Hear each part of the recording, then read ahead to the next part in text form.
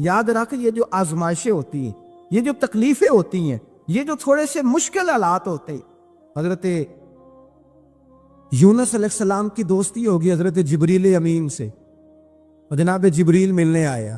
حضرت یونس علیہ السلام فرمانے لگے جبریل میرا دل کرتا ہے مجھے اس بندے کی ملاقات کرا جو اللہ کا سب سے زیادہ عبادت گزار بندہ ہے۔ حضرت جبریل امین لے گئے دور دور فلسطین کے علاقے میں، اور لے جا کر ایک بندے سے ملاقات کرائی جس کی دونوں آنکھیں بھی کوئی نہیں تھی، دونوں بازو بھی کوئی نہیں، دونوں پیر بھی کوئی نہیں تھی، اور اس بندے کی زبان پر لفظ بڑا کیا جاری تھے، یا اللہ تیرا شکر ہے، اے اللہ تیرا شکر ہے، شکر کر رہا تھا۔ حضرت جناب سیدنا یونس علیہ السلام کہنے لگے میں نے تجھے عبادت گزار کو ملانے کو کہا تھا، تو کہاں لے آیا؟ حضرت جبریل کہنے لگے یا یونس، یہ ہر چیز جانے کے باوجود اپنے رب کی رضا پہ راضی ہے۔ اس وقت دنیا میں نبیوں کے بعد جس سے اللہ سب سے زیادہ پیار کر رہا ہے وہ یہی بندہ ہے، یہ اپنے رب کی رضا پہ راضی ہے۔ اے تن میرا کنگھی ہووے تے میں زلف سجن دی باوا، تے پوش میرے تی جتی بن جائے تے میں یار دی قدمی آواں، مارو مارو مینو مار مکاؤ کوئی عذر نہ پیش لے آواں، تے جے سونا ہی میرے دکھ وچ راضی، جے سونا ہی میرے دکھ وچ راضی، جے سونا ہی میرے دکھ وچ راضی، تے میں سکھ نو چلے ڈاواں۔ مانا کہ جب اس حال میں راضی ہے تو بس ٹھیک ہو گیا، ٹھیک ہو گیا۔ وصل اچھا ہے نہ فراق اچھا ہے، بس جس حال میں محبوب رکھے وہی حال اچھا ہے، بس جس حال میں انہوں نے رکھا بات ٹھیک ہو گئی۔ اس میں اب انسان شکوہ کرتے پھرے کہ یہ کس طرح ہے، وہ کس، اپنے آپ کو مطمئن رکھا ہے۔ مشکل کے بعد جو آسانی حضرت لقمان حکیم، ان کے نام پر قرآن مجید کی پوری سورت ہے۔ حضرت لقمان حکیم علیہ رحمہ آپ اپنے بیٹے کو نصیحت کر رہے تھے، کہنے لگے بیٹا کوئی مشکل آئے تو گھبرانا نہیں، کوئی مشکل آئے تو کرے بیٹوں کو سمجھ آ جائے کہ مشکل آئے تو، سمجھ آ رہی ہے بات کی، مشکل آئے تو۔ اور کیا خوبصورت جملے، بیٹے کو بٹھا کے کہتے ہیں بیٹا چھوٹی مشکل آئے گی تو اللہ بڑی مشکلات آسان کر دے گا، سمجھو چھوٹی مشکلات آئیں تو اللہ نے بڑی مشکلیں اس نے آسان کر دی۔ اور آپ کو بتاؤں اصل انسان ہوتا ہی وہ ہے جو مشکلوں میں جینے کا ڈھب سیکھ جاتا ہے، وہ بن جاتا ہے، جو کرب کے حالات میں جینے کا سلیقہ سی۔ اپنے بچوں کو یہ سمجھانا کہ حضرت لقمان بیٹے مشکل آئے تو گھبرانا نہیں، بڑی کو ٹال دیتی ہے، وہ نیکی کا اور آسانی کا پیش خیمہ ہوتی ہے۔ اللہ اس کے بعد آسانی سمجھا رہے ہیں۔ کچھ دنوں کے بعد کہنے لگے آؤ فلاں اللہ کے نبی کی ملاقات کو سمجھ، فلاں نبی علیہ السلام سے ملنے چلتے ہیں۔ اس زمانے میں جو نبی تھے ان سے ملنے چلے گئے، بیٹے کو بات یاد تھی، گھوڑے پہ بیٹھے، امام ابن جوزی نے اس کو لکھا ہے، گھوڑے پہ بیٹھے تھے دونوں کے پاس گھوڑے تھے۔ اب رستہ بہت زیادہ تھا، کھانا ساتھ لے لیا، پانی ساتھ لے لیا، رستہ لمبا تھا، صحرا کا علاقہ تھا۔ جب جانے لگے تو اتنی سخت گرمی ہوئی کہ گھوڑے بھی بے ہوش ہونے لگے، اچانک ایسی گرم لو چلی کہ گھوڑے بھی۔ اب دونوں باپ بیٹا جو تھے وہ بڑی جوش میں تھے کہ جانا ہی جانا ہے، گھوڑے سے اتر کر کے پیدل چلنے لگے۔ اب پیدل چلتے چلتے ذرا آگے گئے تو اب گرمی میں جتنا بندہ پیدل چلتا ہے اتنا پیاس بھی زیادہ لگتی ہے، تو پانی پیتے رہے، کھانا کھاتے رہے، کھانا پانی بھی ختم ہو گیا۔ تھوڑا آگے چلے نا، اس قدر تکلیف بڑی کہ حضرت جناب لقمان کے بیٹے کے پیر کے اندر ایک ہڈی پیوست ہو گئی، اتنی بڑی ہڈی تھی وہ اندر ہی چلی گئی، پیر خون کے فوارے گرنے لگے، بیٹا بے ہوش ہوش۔ حضرت لقمان اس کے سرانے بیٹھے تو بیٹا تھا نا، آنکھوں میں آنسو آ گئے۔ بیٹے نے آنکھ کھولی تو کہنے لگا ابا جی آپ تو صبر کرنے والے ہیں، آپ رو رہے ہیں۔ پر میں بیٹے میں کیا کروں، میرے سینے میں جو دل ہے وہ ایک باپ کا دل ہے، تو باپ جو ہوا تیری دکھ پر رونا آیا۔ بڑی مشکل سے دانت کے ساتھ ہڈی نکالی، ہڈی نکلی تو خون بھی چلا۔ صاحب زیادہ کہنے لگا حضور آپ نے تو کہا تھا ہر مشکل کے بعد آسانی ہوتی ہے، اور چھوٹی مشکل دے کے اللہ بڑی سے بچا لیتا ہے، تو ہم تو اچھے کام چلے تھے، مشکل پہ مشکل، مشکل پہ مشکل، یہ کیا ہے؟ حضرت لقمان کہنے لگے بیٹا نہ تو رب کی حکمتوں کو جانتا ہے، نہ پوری طرح میں جانتا ہوں، لیکن جو میں نے کہا تھا وہ بات سچی ہے۔ فَإِنَّ مَعَ الْعُسْرِ يُسْرًا إِنَّ مَعَ الْعُسْرِ يُسْرًا، اللہ ہر مشکل کے بعد آسانی عطا فرمائے گا، اور فرمایا میرا ایمان ہے کہ ضرور عطا فرمائے گا۔ یہ بات کہہ رہے تھے کہ سامنے سے دھواں اٹھا، اتنا سخت دھواں اٹھا کہ آپ نے سوچا شاید وہاں آبادی یا وہاں جاتا، وہاں چلنے لگے تو پیچھے سے کسی نے آواز دی ٹھہر جاؤ، رکو، وہیں رک گئے۔ تھوڑی دیر گزری تو کہا رک جاؤ. جب رکے تو ایک بولنے والا بولا, کہنے لگا تمہارے لیے تھوڑی دیر کے بعد جانوروں کا بندوبست کر دیا جائے گا, کھانے کا بھی بندوبست ہو جائے گا, بچے کا پیر بھی صحیح ہو جائے گا, چلے جانا, لیکن ذرا ٹھہرو. حضرت لقمان کہنے لگے بولنے والے تو کون ہے؟ تو کہنے لگے میں اللہ کا فرشتہ ہوں, میں اللہ کا فرشتہ ہوں. کہا اللہ کے فرشتے اور یہ سارا کچھ کیا ہے؟ تو فرشتہ کہنے لگا اصل بات یہ ہے کہ سامنے بستی پر مجھے عذاب نازل کرنے کا حکم ملا تھا, آپ بڑی تیزی سے آ رہے تھے, میں نے رب سے دعا کی کہ اللہ اس باپ بیٹے کی غلطی کوئی نہیں, مہربانی فرما. رب نے پہلے آپ کو صحرا میں الجھایا, پھر میری دعا کی برکت سے آپ کے گھوڑے ٹھہر گئے, پھر میری دعا کی برکت سے آپ کا پانی ختم ہوا, پھر میری دعا کی برکت سے آپ کے بیٹے کو زخم آیا, پھر میری دعا کی برکت سے سامنے سے دھواں اٹھا. فرمایا یہ جو تمہیں مشکل پہ مشکل آ رہی تھی, یہ تو میرا رب تمہیں عذاب سے بچانا چاہ رہا تھا. یہ جو تمہیں مشکل پر مشکل آ رہی تھی تو میرا مالک تمہیں عذاب سے بچا رہا, تم سمجھ نہیں رہے تھے. حضرت لقمان نے بیٹے کی طرف دیکھا تو بیٹے کہنے لگے ابا جی بات بالکل سچی ہے, افضل الذکر لا الہ الا لا الہ الا, اور پھر پڑھنے لگے حسبنا اللہ و نعم الوکیل نعم المولا و نعم النصیر. یہ ورد ہونے لگا. بھائی جب تجھے مشکل آتی ہے, آزمائش آتی, تو اس وقت سمجھتا ہے پتہ نہیں میرے ساتھ کیا بننے لگا ہے. اللہ تبارک و تعالیٰ چھوٹی مشکل دے کے تجھے بڑی سے محفوظ رکھتا ہے, چھوٹی بیماری دے کے تجھے بڑی سے محفوظ رکھتا ہے.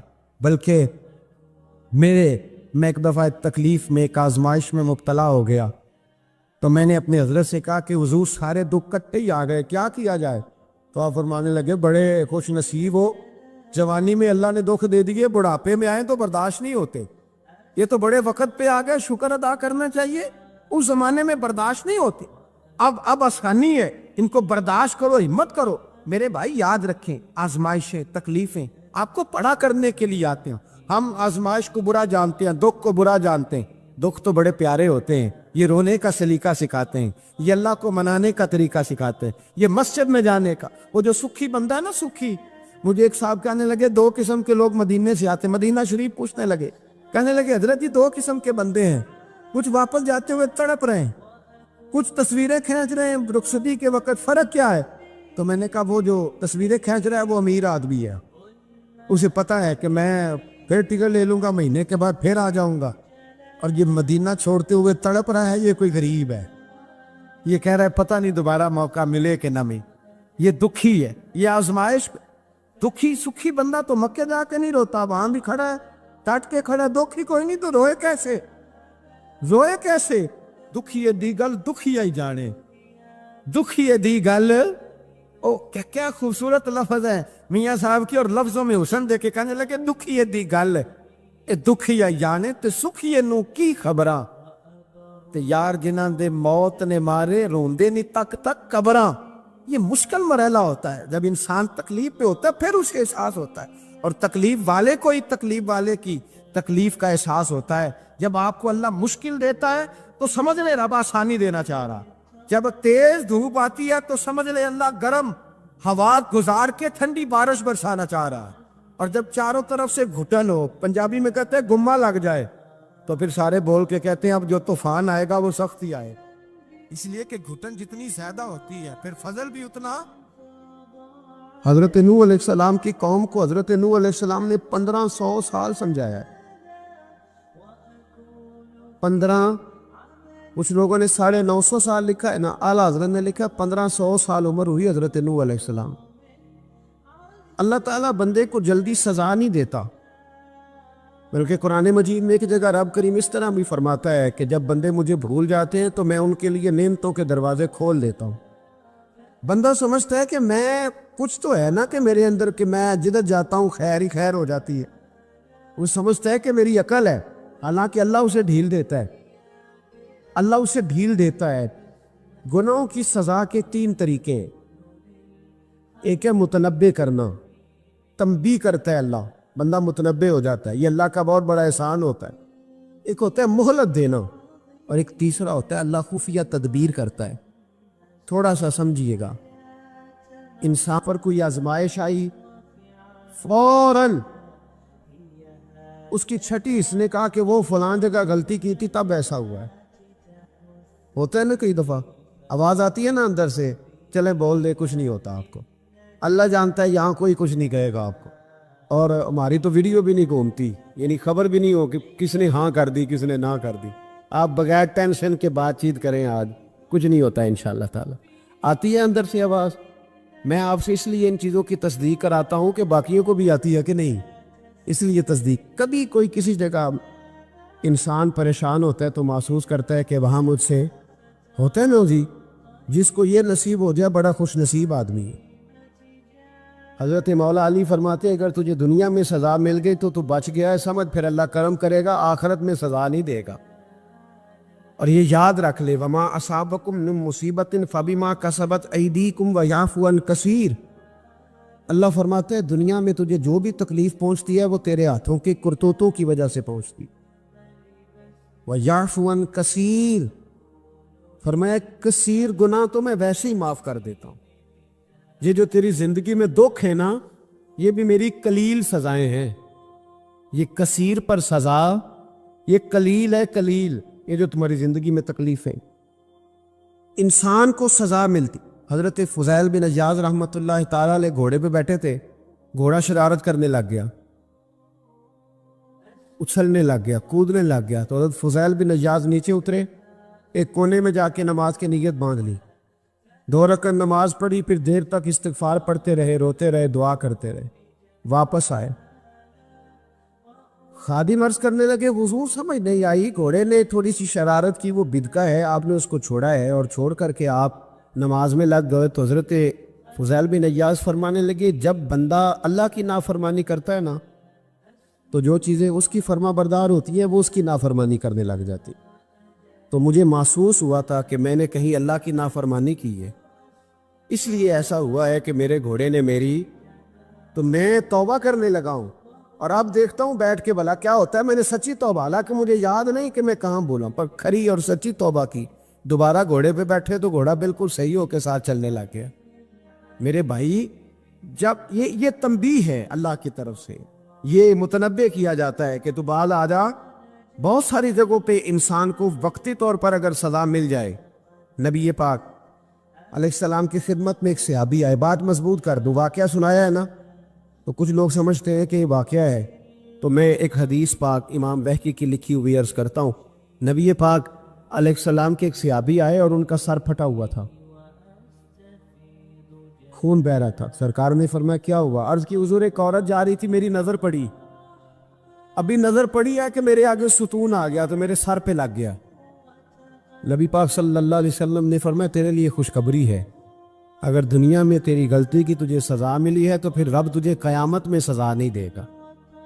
تیرا اللہ قیامت میں سزا، بعض گناہ ایسے ہیں جن کی یہاں بھی سزا ملے گی اور وہاں بھی ملے، لیکن میرے بھائی پہلی بات یہ ہے کہ اللہ تعالیٰ اس غلطی کی یہی سزا دے لے اور دعا فرمائے اللہ تبارک و تعالیٰ یہاں بھی معافی عطا فرمائے، وہاں بھی معافی عطا فرمائے، اللہ درگزر ہی فرمائے. لیکن میرے بھائی ایک تو یہ سزا، ایک سزا یہ ہوتی ہے کہ انسان جب گناہ کرنے لگتا ہے تو اللہ نعمتوں کے دروازے کھولتا ہے، مہلت دیتا ہے. 500 سال تک فرعون کو مہلت دی. کتنے؟ یہاں جو 5 سال حکومت کر لیتا ہے وہ کہتا ہے سب سے قابل میں ہی ہوں، مجھے مہلت جو ملی ہوئی ہے. 500 سال مہلت دی اللہ تعالیٰ نے. اور فرعون کی قوم پر پتہ عذاب کس طرح کیا آئے تھے؟ ٹڈیاں مسلط کر دی اللہ نے. یہ بھومتی نہیں چھوٹی سی، ہم اپنی زبان میں اس کو کچھ لوگ مختلف ناموں سے یاد کرتے ہیں، کوئی مکڑی کہتا ہے، کوئی کچھ کہتا ہے. مسلط کر دی، جاتی نہیں. ان پر بنی اسرائیل کے ان مقابل جو فرعون کی قوم تھی ان پر الزام اس طرح کا عذاب آیا کہ مینڈک مسلط کر دی اللہ تعالیٰ. برتن کھولتے تھے اندر مینڈک نکلتا تھا، دنیا کی ہر دوائی استعمال کرتے تھے لیکن مینڈک نکل آتا تھا. تھوڑا سا سمجھا کریں چیزوں کو. ہمارے رنگ نہیں زیادہ گورے کہ ہم پر عذاب نہیں آتا.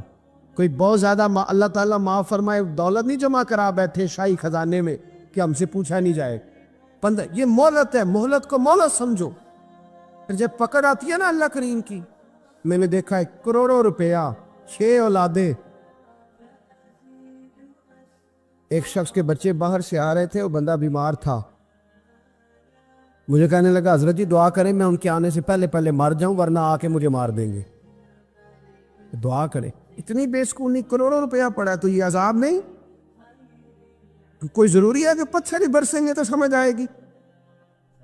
یہ جو سگا بیٹا بوڑھے باپ کے قریب سے گزر جاتا ہے، سلام نہیں لیتا، تو اس کو عذاب نہیں سمجھتے؟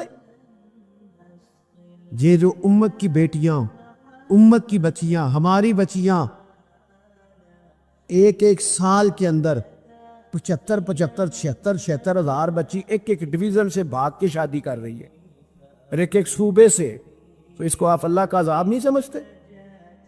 یہ معمولی بات ہے. نہیں ہمارے رنگ ہو رہے، ہم بڑے سمارٹ ہیں. 1500 سال مہلت دی نوح علیہ السلام کی قوم کو. کتنے سال؟ بول کے بتائیے، بول کے دوبارہ بولیے.